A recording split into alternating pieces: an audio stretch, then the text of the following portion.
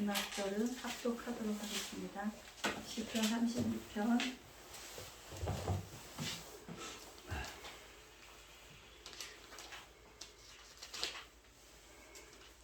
찾으셨어요?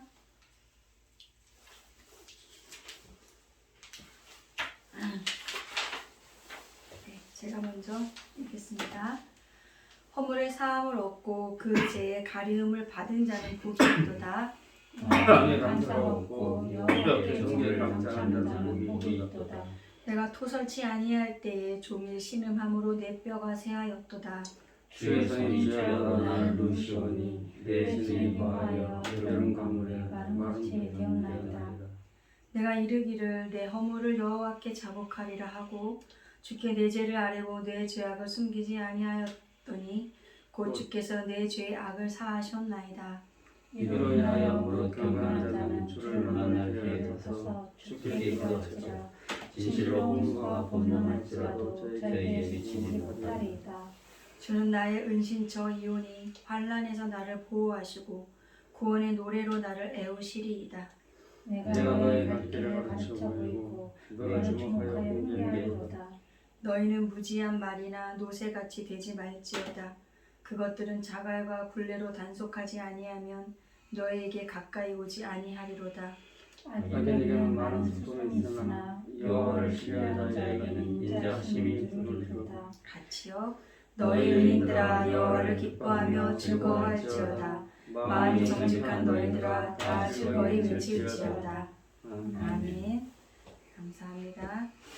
네, 이제 제가 마가복음을 멈추고요. 이제 저랑 함께 예배드릴 수 있는 기회가 몇 번 있지 않아서 마가복음은 8장을 넘기면 8장까지 오는 부분이 이렇게 반복됩니다. 그 패턴이. 그래서 중요한 부분들은 했기 때문에 마가복음 멈추고 남아있는 시간 동안은 다른 본문으로 은혜를 나누려고 합니다. 자, 우리가 오늘 읽은 시는 다윗이 쓴 교훈의 시입니다. 지금도 유대인들이 좋아하고 왕 중에서 제일 존경하는 왕이 다윗 왕입니다. 그 다윗 인생의 어느 시점에서 썼는지는 우리가 알지 못하지만 우리보다 먼저 주님을 만난 그 다윗이 우리에게 교훈하고 있는 내용이 어떤지를 한번 보도록 하겠습니다. 자, 1절과 2절을 한번 읽어주실까요? 시작. 허물의 사함을 얻고 그 죄의 가림을 받는 자는 복이 있도다. 마음에 간사가 없고 여호와께 정죄를 감사하는 자는 복이 있도다. 네, 이 시편은 결론을 먼저 선언하고 있습니다만은 죄가 없는 것이 복된 것이 아니라 죄가 있음에도 허물이 있음에도 용서를 받은 사람이 복이 있다고 합니다. 복이 있다는 것은 넘쳐 흐르는 기쁨과 행복을 의미합니다. 그러니까 넘쳐 흐르는 기쁨과 행복이 넘쳐 흐르는 상태가 된다는 얘기입니다. 자, 그럼 다윗이 어떤 경험을 했기에 이러한 고백을 할 수 있었는지는 자세한 내용이 소개되지 않아서 알 수가 없으나 그때의 그 상황의 성격은 분명히 드러나서 있습니다. 3절을 한번 읽어주세요. 시작. 내가 토설치 아니할 때 종일 신음하고 내 뼈가 새하였도다. 네, 감사합니다. 그러니까 토설치 아니할 때, 그러니까 내가 뭔가를 말을 하고 있지 않으니까 신음하는 상태에 이르게 되고 결국은 그 뼈가 새하는 데까지 이르렀다는 얘기입니다. 우리 몸의 70%는 물로 이루어져 있습니다. 그리고 우리 몸을 흐르는 그 70%의 물은 피입니다. 피는 생명입니다. 이 피가 만들어지는 곳이 뼈 중심에 있는 골수라는 부분입니다. 저도 어렸을 때 골수염이 걸려서 제가 7년 동안 병원살이를 하고 다니면서 병을 고쳤거든요. 근데 그 골수 조직에 염증이 생겨가지고 이제 팔을 자를 뻔했던 위기까지도 갔었습니다. 근데 그 골수 조직이 망가지면 피를 만들어내는 것에 문제가 생깁니다. 그러면 결국 우리들의 생명이 위협을 받게 됩니다. 자, 오늘 다윗이 고백한 자신의 그 뼈가 새하는 고통, 즉 생사의 위협, 눈에 보이지 않지만 죽지 못해 살아가는 그러한 삶 같은 삶을 그런 상태, 병이 왔고 신음한다는 것입니다. 왜 병이 왔는지, 왜 영적인 그런 생명력을 잃어버리게 되었는지 하고 들여다보니까 3절의 말씀처럼 토설치 아니했기 때문이랍니다. 같이 말하지 않았기 때문, 토설한다는 거는 말한다는 거잖아요. 자, 그럼 설마 그럴 리가, 사람이 뭐 그래 말 안 한다고 죽나? 네, 말하지 않으면 죽습니다. 아닌데 나 맨날 말하고 오늘도 이야기하고 대화하고 친구랑 전화도 하고 수다도 떨고 하는데, 네, 다윗이 말하고 있는 이 다윗이 집중하고 있는 이 말하기는 우리들이 누군가랑 만나서 수다 떨고 이야기하는 차원의 그 말하기를 말하는 것이 아닙니다. 그것은 다윗이 말하고 있는 그 말하는 건 뭔고 하니 5절을 보십시오. 5절을 보시면 내가 이르기를 내 허물을 여호와께 자복하리라 하고 주께 내 죄를 아뢰고 내 죄악을 숨기지 아니하였더니 곧 주께서 내 죄악을 사하셨나이다. 자, 허물은 신하가 왕에게 반란을 꾀하는 것을 가리키는 정치적인 용어입니다. 여기서는 피조물인 우리 인간이 창조주 하나님을 거역하고 배신하는 행동입니다. 즉 그러니까 내가 창조 하나님의 뜻을 거역하고 배신하는 행위를 하고, 또 죄는 표적을 벗어난 행위, 즉 하나님이 정해놓으신 그 기준이나 삶의 그러한 잣대에서 인간이 마땅히 지켜야 될 것들을 벗어난 행위가 죄입니다. 그러니까 이러한 허물과 죄를 말하지 않고 살게 될 때 시름시름 우리가 어떻게 되냐면 영적인 생명력을 잃어가게 되고, 그것은 우리에게 영향을 미쳐서 우리 삶이 힘겨운 삶이 되게 된다는 것입니다. 그게 뼈가 마르게 된다는 거죠. 그 죄의 짐이 이제 무거워서 견딜 수 없어서 죽는다는 것입니다. 자, 그럼 어떻게 해야 될까요? 우리가 구원받는 유일한 길은 오직 예수 그리스도 한 길입니다. 천하에 구원받는 다른 이름을 주신 적이 없죠. 그것처럼 우리가 우리의 허물과 죄에서 벗어지는 유일한 그 길은, 방법은 회개입니다. 자, 말하라는 것은, 다윗이 토설하라는 것은, 말하라는 것은 회개하라는 것입니다. 회개. 내 죄악의 짐이 얼마나 무겁고 큰 것인지는 모르겠지만 하나님께서는 우리가 우리 죄를 자백하고 고백하면 그는 기쁘시고 의로우시기 때문에 우리를 그 모든 불의에서 깨끗게 하시겠다고 약속하셨습니다. 여러분, 세계에서 유일하게 우리 한국 사람들이 이유가 되어서 생긴 병이 있죠. 화병이잖아요.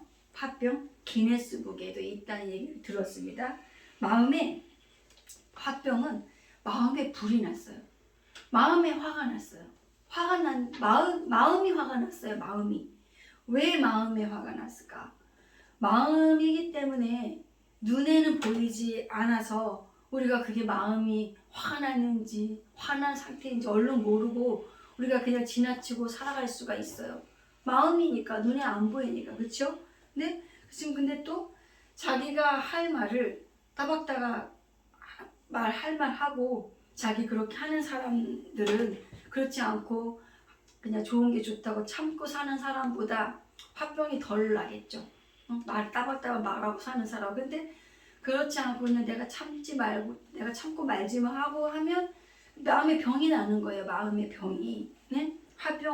마음의 병을 일으키는 겁니다. 자, 근데 이게 문제가 뭐냐면 입으로 말하지 않은 것 뿐이지 사실은 그 몸으로 이제 아프다고 소리를 내기 시작해요. 몸으로. 그런 것을 이제 신체화 현상이라고 하는데, 몸이 어딘가가 이제 이상 증세가 나타나기 시작하는 겁니다. 이러한 이상 증세는 결국 피에 영향을 미칩니다. 아까 말한 뼈가 새하얘지는 것이 피에 영향을 미치는 것입니다. 피가 망가지면 면역체계가 무너집니다. 그리고 그것은 면역체계가 무너지면 이게 어떻게 되냐면 똑똑하게 제 역할대로 일을 수행하는 것이 아니라 엉뚱한 일을 저지르게 됩니다. 면역체계가 망가지면. 그래서 자기 자신을 방어하고 자기를 지켜야 되는데 이제 자신을 공격하기 시작해요. 이게 병이 들고 망가지면 자가 면역증 이런 것들이 걸리잖아요. 피가 망가지면. 자, 몸에 약한 장기를 망가뜨려서 결국 마음의 병이 육신의 병을 가져오게 돼서 우리의 생명을 삼키게 되는 것입니다. 여러분, 오늘의 키워드는 말입니다. 말. 죄의 문제나 어떤 근심에 염려의 문제에 짓눌려서 죽을 지경이시거든 말하십시오. 회개의 말을 하십시오. 하나님께 말하라는 것입니다. 다윗이 우리에게 권면하고 있습니다. 너무나 쉬워서 이것을 외면하고 여전히 그것을 안고 살아가고 계시는 것인지요. 자, 5절을 다시 보시면 내가 내 죄악을 숨기지 아니하였더니 곧 내 죄의 악을 사하셨나이다. 내가 아버지 하나님께 하나님 제가 이러이러한 잘못을 했습니다 라고 고백하는 그 순간에 지체하지 아니하시고 바로 그분은 나의 죄를 용서하신다는 것입니다. 바로. 여러분, 죄가 없다는 게 아닙니다. 죄가 있으나 그 죄로 인해서 어떤 정죄도 없다는 것입니다. 그 죄가 있지만 죄가 없는 것과 같은 효력을 누릴 수 있게 해 주신다는 것입니다. 우리의 구원이 예수 그리스도를 나의 구주로 영접하고 입술로 고백하는 그 순간에 내가 인식하든 인식하지 못하든 즉각적으로 일어난 것과 같이 내가 나의 허물과 나의 죄악을 하나님 앞에 고백하는 그 순간에 우리의 제사함의 역사도 즉각적으로 그 자리에서 일어나는 것입니다. 이것은 한마디로 은혜입니다. 어떻게 죄가 있는데 없는 것처럼 여겨주신다는 것입니까? 그러니까 은혜지요. 여러분, 은혜는 갚을 수가 없어서 은혜입니다. 은혜는 갚을 수가 없는 가치입니다. 은혜는 기억하는 것입니다. 갚지 않고 기억하는 것입니다. 나에게 고마웠던 사람에게도 마찬가지입니다. 기억하는 것입니다. 두고두고 기억하는 것입니다. 잊지 않고 그분이 나에게 행하여 주신 것, 잊지 않으려고 하는 것, 그것이 우리가 받은 하나님으로부터의 은혜나 사람으로부터 받은 그 은혜나 그런 것에 대한 우리의 자세입니다. 허물의 사함을 얻고 그 죄의 가리움을 받는 것입니다. 그러니 회개할 수 있는 기회를 얻었다는 것, 기회를 주신다는 것은 축복 중에 대축복입니다. 아멘. 그 회개는 나를 살립니다. 자, 6절을 읽어보실까요? 6절 읽어주세요. 시작. 이로 인하여 경건한 자는 주를 만날 기회를 줘서 주께 기도할지라. 진실로 홍수가 범람할지라도 저에게 미치지 못하리이다. 자, 여러분 6절에 보시면 그 주를 만날 기회를 타서 옆에 번호가 있죠. 2번이라고. 그죠? 그 2번을 각주 밑에 가보시면 2번에 뭐라고 각주 달아 있어요? 죄를 깨달을 때. 네. 주를 만날 기회를 타서가 죄를 깨달을 때라고 각주 처리가 되어 있지요. 자, 이 말씀은 자신의 죄가 깨달아지거든이에요. 즉, 그러니까 제가 깨달아졌을 때, 아, 하나님은 나에게 날 살리시려고 기회를 주시는구나. 나 살라고 하시는구나. 나 살았구나. 라고 그 즉시 주님께 고백하고 말하라는 것입니다. 회개하고 싶다고 여러분, 회개가 절대 되지 않습니다. 회개의 영이 성령이 조명하지 않으시면 잘못이 깨달아지지도 않습니다. 내가 내 잘못을 억지로 깨달은다고 되어지지 않거든요. 성령이 조명하셔서 비춰주셔서 이러이러한 나의 허물과 잘못된 것들이 이렇게 보여져야 그게 깨달아지는 거거든요. 그러면 그렇게 되면 하나님이 나를 살리시려고 죄를 깨닫게 하셨구나라고 지체하지 마시고 아버지께 회개하시고 기도하시라는 겁니다.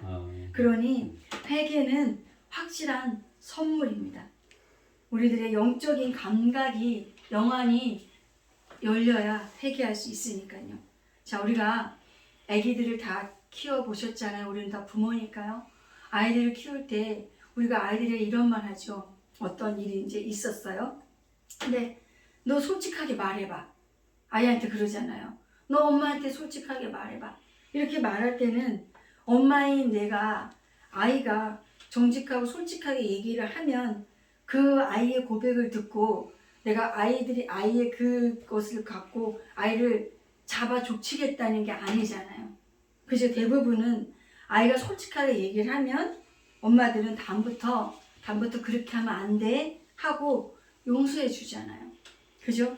내가 한 잘못이 그 아기가 한 잘못이 없어지는 게 아니라 엄마한테 솔직히 말했다는 그거, 정직하게 말했다는 그것을 잡고 우리가 그 아이가 한 잘못에 대해서 문제 삼지 않는 거잖아요.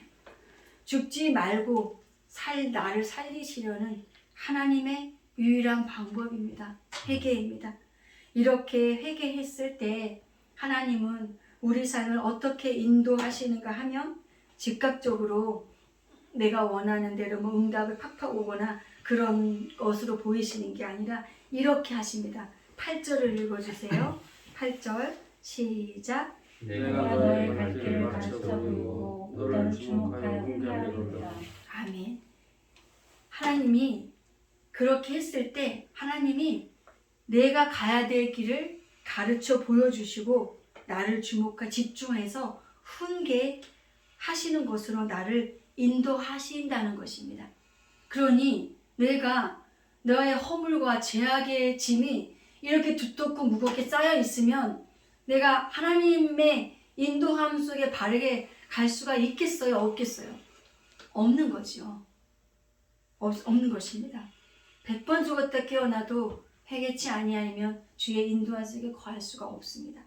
성경에 예수님을 지칭하는 여러 말이 있잖아요. 그 말 중에 기묘자라, 모사라 하는 표현이 있습니다.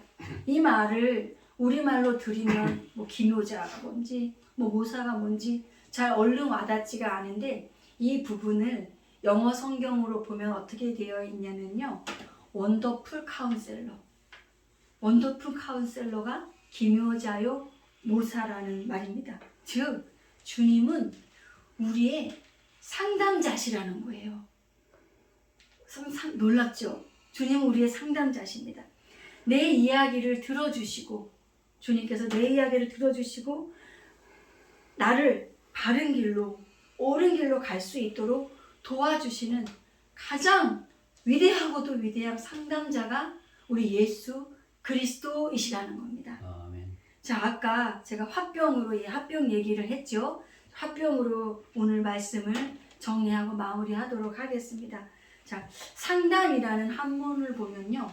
서로 상자에 이렇게 이야기 담자가 있으면 이렇게 담자예요. 담자가 이렇게 있는데 자, 담자를 보게 되면 마음에 이렇게 불이 두 개가 있어요. 마음에 이렇게 화가 났어요. 마음이 얼마나 이렇게 천불이 난 상황이에요. 근데 이 불을 다스리려면 어떻게 해야 되냐면 여러분 뭐예요? 이게 뭐예요? 말씀 언변이잖아요. 이 불을 다스리는 것에 말씀 언변이 있어요. 그러니까 이 마음의 불을 다스리기 위해서는 말해야 된다는 거예요. 여러분 말해야 된다는 거예요. 누구한테? 우리의 위대한 상담자 되시는 예수 그리스도께. 그 어떤 것이든. 여러분 올해 어떠한 것을 안고 출발하셨는지 저는 모르지만 여러분 내가 속에서 고민하고 번뇌하면 정말 뼈가 썩어요. 뼈가 쇠해지는 것 같아 정말. 그러지 마시고 하나님께 예수 그리스도께 그러한 것들을 다 아뢰시고 말씀하시기 바랍니다. 그리고 그러한 중에 나의 작은 허물이라도 제가 사실은 어저께 그 에드몰 알바를 가서요. 거기 물론 써도 되는 물건이었긴 했지만 장갑이 있었어요. 거기 근데 장갑이 있어서 내가 손에다 껴야 다음 주에 끼면 되겠다고 그것을 하나 내가 제가 가올에서 일을 했는데 다른 비올의 지원을 가서 거기 있는 걸 제가 하나 이렇게 앞치마 속에 넣었어요. 다음 주에 쓰려고. 그랬는데 나중에 우리 없는 거예요. 근데 제가 집에 오면서 하나님께서 저에게 그 장면을 생각나게 하시는 거예요. 그 비올에 있는 그 손장갑을 여기다 집어넣었던 거예요. 그래서 내가 잘못했구나. 내가 다음 주에 가서 거기서 해결했으면 될 것을 내가 미리 챙긴다고 챙기기 잘못했구나 하고 깨달아지는 거예요. 그래서 바로 해결했습니다.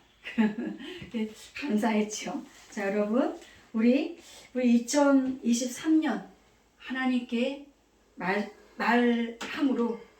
말함으로 우리의 영혼이 소성케 되고 우리 영혼이 더욱더 복되고 주님의 인도함 속에 바른 인도함 속에 가시는 저와 여러분의 2023년이 되시기를 축원하고 축복합니다. 아멘. 기도하시겠습니다.